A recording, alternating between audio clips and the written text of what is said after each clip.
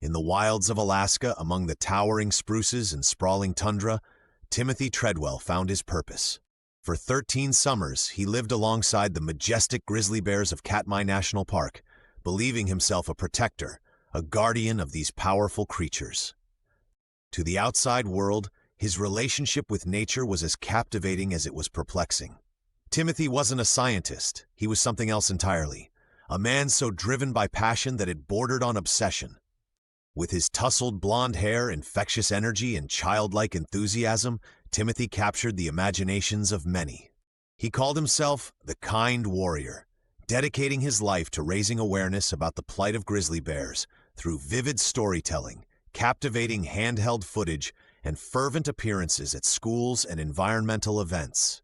To Timothy, the bears weren't just animals, they were his family, fellow beings worthy of love, respect, and protection. But Timothy didn't see the bears as wild predators, nor did he believe they posed a threat to him. He felt he had achieved something unique, an unspoken bond, a special connection no one else shared. Many criticized him for it. Scientists warned that Timothy's romanticized approach to wildlife was dangerous, even reckless. Bears were not companions. They were powerful, unpredictable forces of nature. Timothy rejected this notion, dismissing the skeptics with his signature confidence. It was during his later years in Katmai that Ami Huguenard entered his life. Ami, a reserved and thoughtful woman, had become deeply attached to Timothy and his mission. Though she initially admired his passion from afar, their connection blossomed into something deeper, an unwavering companionship that found its way into the harsh Alaskan wilderness. Amy shared Timothy's love for nature, but she did not share his convictions about the bears. She feared them, instinctively recognizing the danger they posed, even in the protective cocoon Timothy imagined himself inhabiting. Yet Amy supported him. She stood by him, traveling to Katmai not because she felt safe, but because she believed in him, and possibly because she hoped her presence might temper his growing recklessness. Together, the couple braved the unpredictable world of grizzlies, recording hours of footage showcasing the bears in their most intimate moments. Their time in the wild became a treasure trove of beauty and awe, punctuated by moments of real danger. Timothy's drive intensified in his final years. He began staying later into Alaska's fall season, when bears became more aggressive as they prepared for hibernation. By September, most visitors, park rangers, and filmmakers had left Katmai, but Timothy and Amy remained. This was Timothy's promise to himself, to stay with the bears, even when the risks were highest. Yet warnings grew louder. Timothy's increasingly bold behavior, perching closer and closer to the bears, filming himself next to young males fighting for dominance, worried everyone who knew him. Even Timothy's close friends pleaded with him to leave. They felt the tipping point was near. But Timothy brushed aside their concerns, insisting he was safe because of his unique understanding of bear behavior. It was this confidence, and perhaps the slow building of overconfidence, that convinced him to continue as the fall wore on. It was early October of 2003 when their fate would take its tragic turn. Timothy and Amy were stationed at their campsite in a remote area called the Grizzly Maze. The bears they had bonded with all summer had begun to move on, heading toward their dens for hibernation.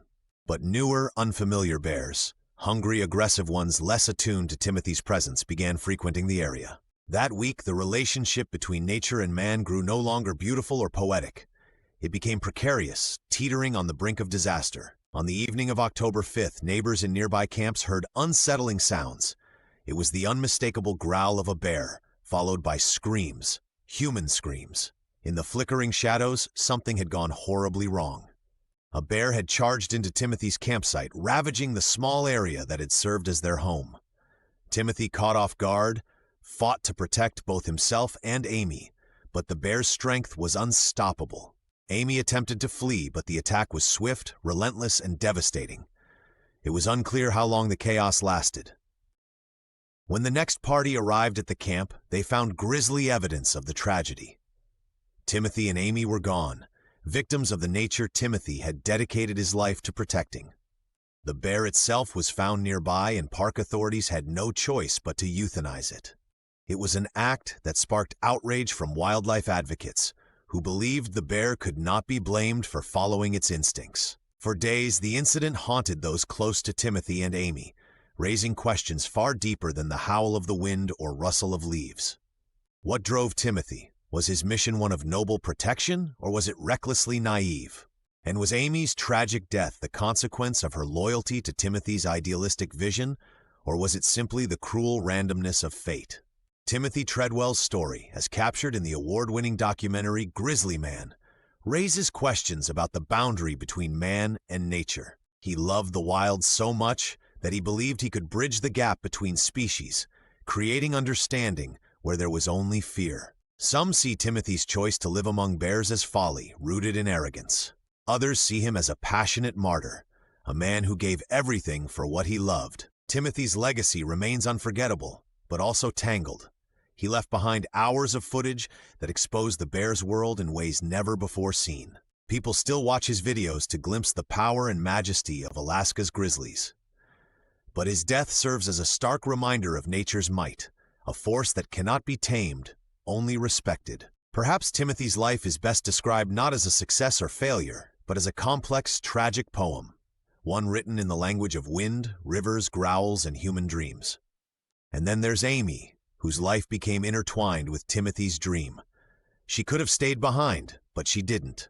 Perhaps out of love, perhaps out of hope, perhaps out of a sense of duty to protect him from himself. Whatever her reasons, Amy Huguenard, a woman who feared bears, died beside the man she loved in the same wilderness that inspired him.